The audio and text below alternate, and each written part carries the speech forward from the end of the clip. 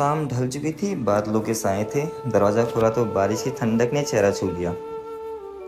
सफ़र की शुरुआत कुछ इस अंदाज में हो तो मंजिल का इंतज़ार और भी खूबसूरत हो जाता है। तो दोस्तों, इस शाम की बारिश के साथ शुरू हो रहा है मेरा एक नया सफ़र। इस बार मंजिल है बेंगलोर, एक शहर जो आईटी हब के नाम से जाना जाता है, लेकिन उसके रास्ते, लोग और वाइब्स सब कुछ अलग ही कहानी कहते हैं। तो चलिए मेरे साथ इस बेंगलोर के सफ़र में। तो जैसा आपको पता, हम शाम को लग रहे थे रास्ते और बागेश्वर में बारिश हो रही थी। बागेश्वर में नहीं, पूरे उत्तराखंड में कुछ जगहों पे बारिश के बताए गए थे। तो आज का रूट था हमारा गिरेछेना होते हुए सोमेश्वर अल्मोड़ा। तो अभी हम सोमेश्वर पहुंच गए थे और मौसम बहुत ख़राब है यहाँ का भी बारिश की वजह से। अल्मोड़ा पहुँचे हैं खाना खाने के लिए। गाड़ी लग गई यार, आज गाड़ी का सफ़र बेकार लगता है।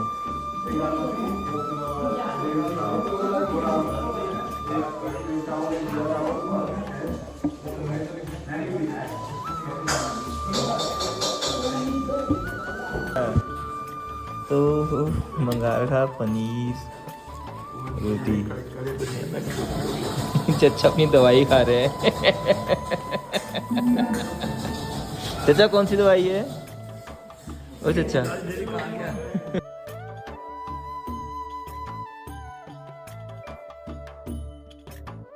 तो खाना खाने के बाद हम आगे के लिए निकल गए, क्योंकि हमने सफ़र करना था दिल्ली तक का। तो हल्द्वानी पहुंचने के बाद कुछ नज़ारे ये रहे आपके सामने।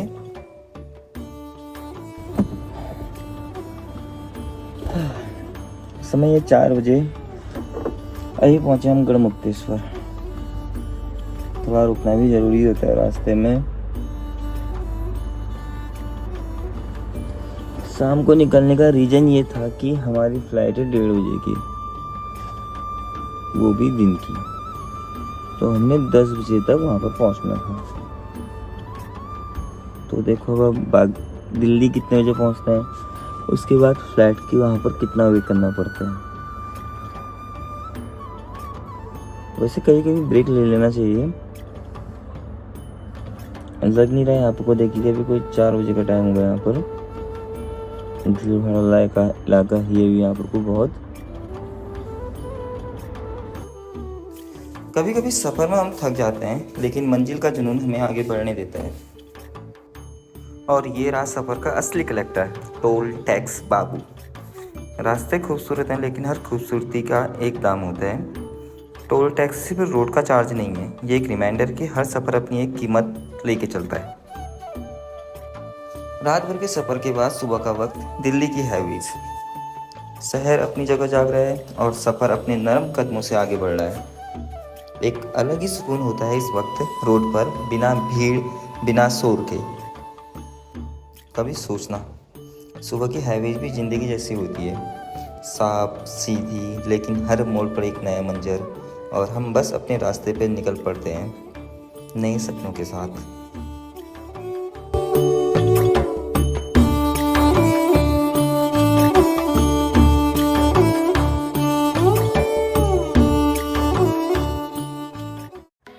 बचपन से प्लेन से को आसमान में उड़ते हुए देखा था, आज पहली बार खुद उस सफ़र का हिस्सा बन रहा हूँ। क्या फीलिंग है बॉस।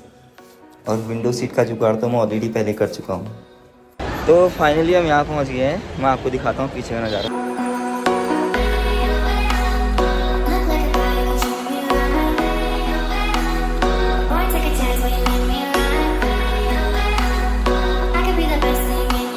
फ्लाइट है 1:30 बजे की, हम पहुँचे हैं 7 बजे यहाँ। 5 घंटे हमको यहाँ वेट करना है। 5 घंटे का सफ़र, उसके बाद हम आगे को। तो हम सोच रहे थे कि टाइम से निकलते हैं, पर टाइम से थोड़ा जल्दी ही निकल गए।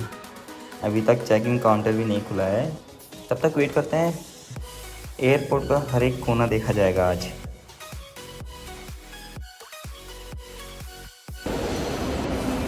तब तक घूमते हैं यहाँ, देखते हैं क्या क्या हो रहा। वैसे ही घूमना। अभी 10:30 पे चेकिंग होगी।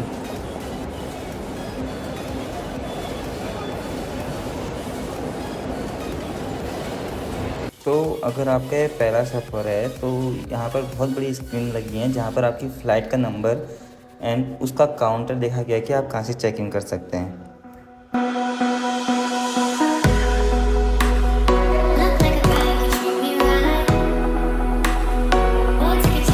तो लंबे इंतज़ार के बाद चेक इन करा लिया गया। तो टिकट मिल गया हमको हमारा, हम चल दिया आगे को। बोर्डिंग पास लेने के बाद हम आगे चल दिया।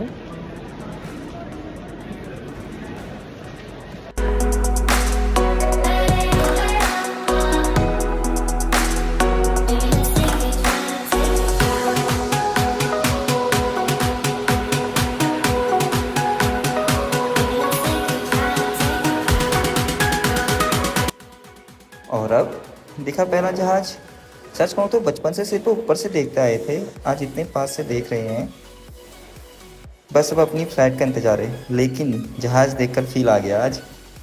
बस थोड़ा और वक्त, फिर हवाओं से बातें स्टार्ट होगी।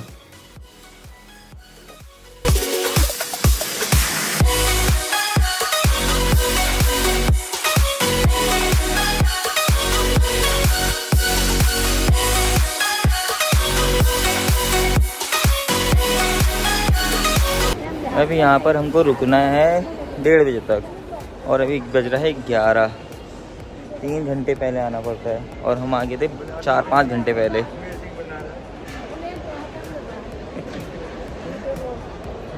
तो अभी हम घूमते हैं, देखते हैं क्या क्या करते हैं यहाँ, क्या क्या चीज़ें, फिर उसके बाद ही आगे जाएंगे। पहले भूख लग रही है, कुछ खाते हैं। यहाँ हल्दीराम सब चीज़ यहीं पड़े पड़े हैं, देखते हैं। अच्छा लगा। अच्छा लग रहा। हाँ, अच्छा तो मतलब इतना इंतज़ार मैं कभी नहीं करता था जितना इंतज़ार मुझे यहाँ करना पड़ रहा है। कोई नहीं, फर्स्ट एक्सपीरियंस है फ़्लाइट का मेरा, तो देखते हैं। मैं यहाँ पहली बार आ रहा हूँ, मेरा ज़िंदगी का पहला एक्सपीरियंस है फ़्लाइट का, तो मैं नहीं चाहता कि इस एक्सपीरियंस को मैं ख़राब करूँ। देखते हैं कुछ मिल जाए पहले। टिकट हमने बोर्डिंग पास ले लिया, अंदर आए गए हैं। उसके बाद हमारे पास काम है, उसके बाद देखते हैं। मैं आपको ज़रा सीन दिखाता हूँ पीछे के।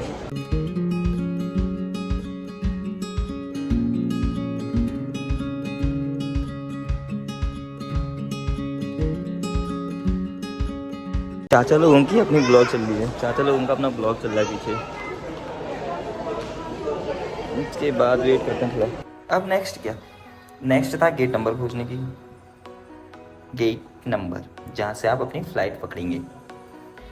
तो हम लगे थे गेट नंबर खोजने की। जैसा कि आपको बोर्ड दिख रहा है जिसमें 37 to 62 लिखा है, ये सारे गेट नंबर हैं। हमारा गेट नंबर था 48। अब 48 नंबर गेट नंबर था जहाँ से हम अपनी फ़्लाइट पकड़ते। तो हम चल दिए अपने गेट नंबर की ओर को। कहीं पर लिखा था लेफ़्ट, कहीं पर लिखा था राइट, और भूल-भुलैया बन गया था हमें बीच में।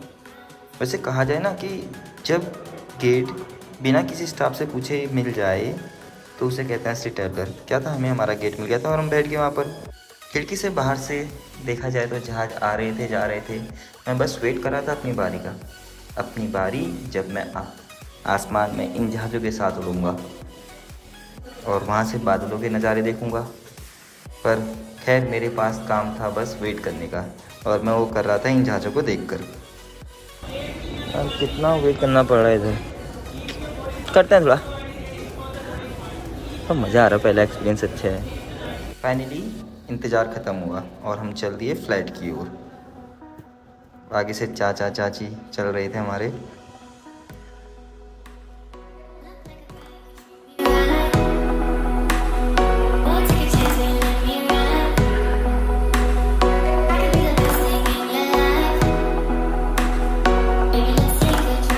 और अब घड़ी आ गई थी फ़्लाइट के अंदर बैठने की, तो हम बैठ गए सीट पर अपने।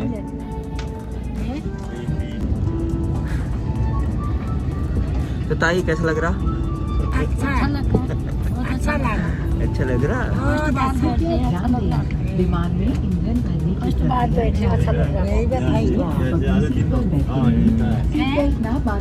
और अब फ्लाइट चलने से पहले कुछ सेफ्टी रिलेटेड चीज़ें बताई जाती हैं, वही यहाँ पर समझाई जा रही थी कि अगर इस कंडीशन में आप क्या करेंगे, ऐसी कंडीशन आ गई तो आप क्या करेंगे। और फाइनली इंतज़ार ख़त्म हुआ। मैं अपनी सीट पर बैठा और एक ही थॉट दिमाग में था, अब कहानी शुरू होती है। वो वाइब्रेशन, वो साउंड, वो हल्का सा झटका, सब कुछ रियल लगने लगा था। बचपन में जहाज़ को सिर्फ आसमान से देखा था, आज उसके अंदर हूँ और वो फीलिंग मुझे पता है कि क्या है मेरे अंदर अभी। अब क्या, सीट बेल्ट टाइट कर ली है पर इमोशन अभी भी लूज है। ये वही मोमेंट होता है जब सीट बेल्ट टाइट होती है और आंखें वाइड हो, लगता है इंजन को भी टेंशन हो रही, उड़ू या रुक जाऊँ। पायलट ने बोला cabin crew take your seat, और मैंने बोला भगवान जी मैं रेडी हूँ। और फ्लाइट धीरे धीरे आगे को चलने लगी।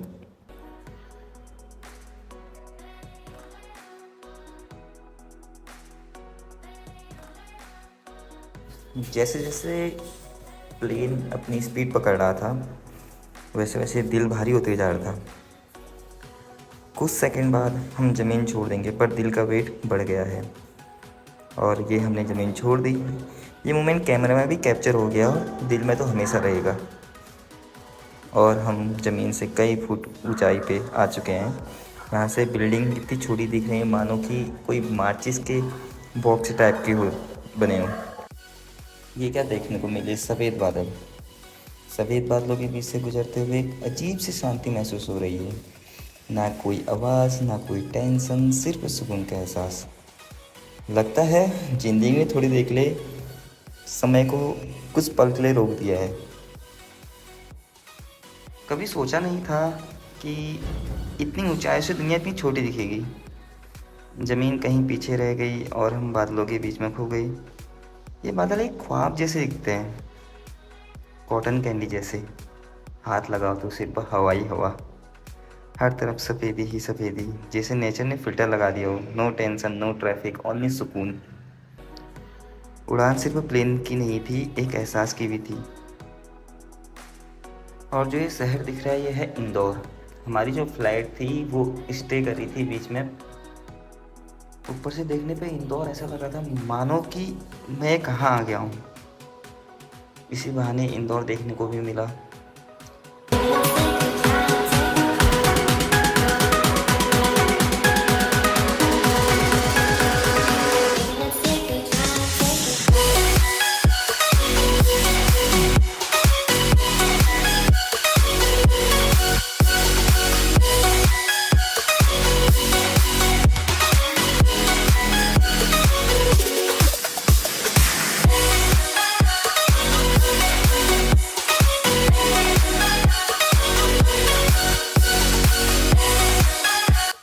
इंदौर का वेट भी ख़त्म हो गया।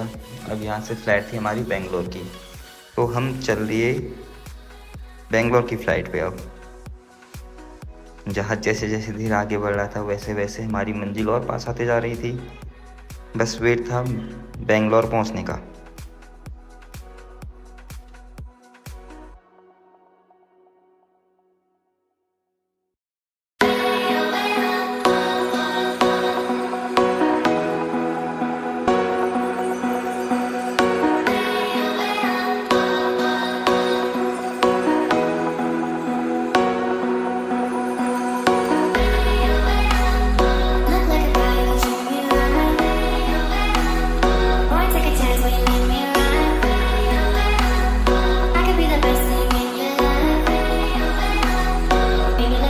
फाइनली बेंगलोर पहुंच गए, पर वहां पहुंचने तक हमें रात हो गई थी। रात से बेंगलोर का नज़ारा कुछ ऐसा दिख रहा था मानो हम किसी सितारों की दुनिया में पहुंच गए हैं।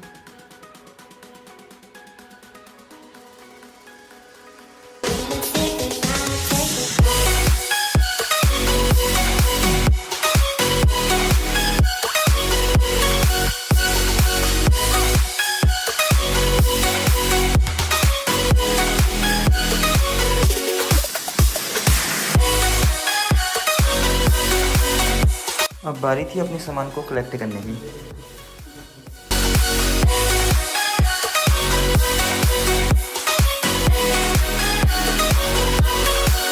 बेंगलोर का ये एयरपोर्ट टर्मिनल 2 वाकई में बहुत खूबसूरत है।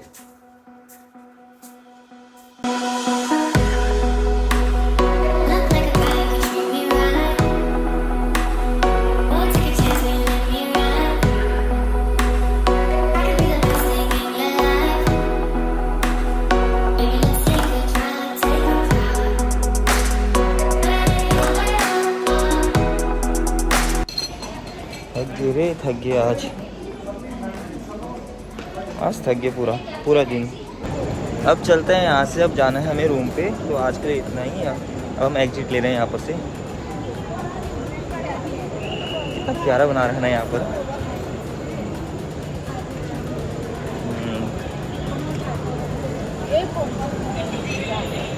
आतिश में खिंच गया आज। तो अब यहाँ से हमने जाना है 40 किलोमीटर दूर। तो ऑटो यहाँ से बुक करते हैं पहले, उसके बाद मिलाता हूँ आपको रूम पे। अभी सफ़र बहुत लंबा है, ये 2 दिन का सफ़र हो गया पूरा यार। देखते हैं, कहते हैं ना सफ़र के बाद मंजिल अच्छी होती है। तो सफ़र का भी एंजॉय लिया, मंजिल भी देख दी। मैं तब तक आपको यहाँ के प्लेटफॉर्म का नज़ारा दिखाता हूँ। देखो, एयरपोर्ट का मतलब होता है भीड़, आवाज़। लेकिन बेंगलोर का एयरपोर्ट कुछ और ही था। ये जगह सिर्फ एक टर्मिनल नहीं थी, ये एक एक्सपीरियंस था जिसमें खूबसूरती हर कोने में छुपी थी। बैम्बू से बनी दीवारें, ग्रीन प्लांट हर तरफ और लाइट जो एक सुकून भरी फीलिंग देती है। अब वक्त आ चुका था कैब पकड़ने का। तो ओला हमारी यहाँ पर को आने वाली थी, जिसको पकड़ के हम अपने घर जाने वाले थे।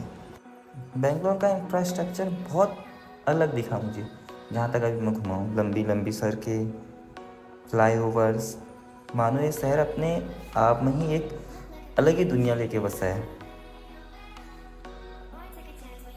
तो दोस्तों, आज का ब्लॉग बस इतना ही। मुझे उम्मीद है कि आपको ये वीडियो पसंद आया होगा और आपने इससे कुछ नया सीखा या एंजॉय किया होगा। अगर आपको ये ब्लॉग अच्छा लगा तो प्लीज़ लाइक ज़रूर करें, कमेंट में अपनी राय देना, और अगर आप नए हैं तो चैनल को सब्सक्राइब करना ना भूलें।